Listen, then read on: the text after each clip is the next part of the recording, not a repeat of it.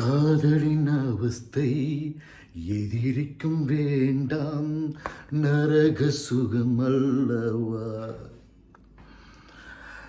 நெருப்பை விழுங்கி விட்டேன், ஓ அமிலம் மருந்து விட்டேன்.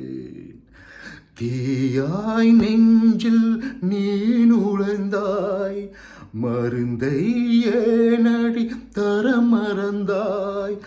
வாலிபத்தின் சோலையிலே ரகசியமா பூ பறித்தவள் நீதானே. சொல்லாமல் தொட்டு செல்லும் பெண்கள் என் காதல் தேவதையின் கண்கள்.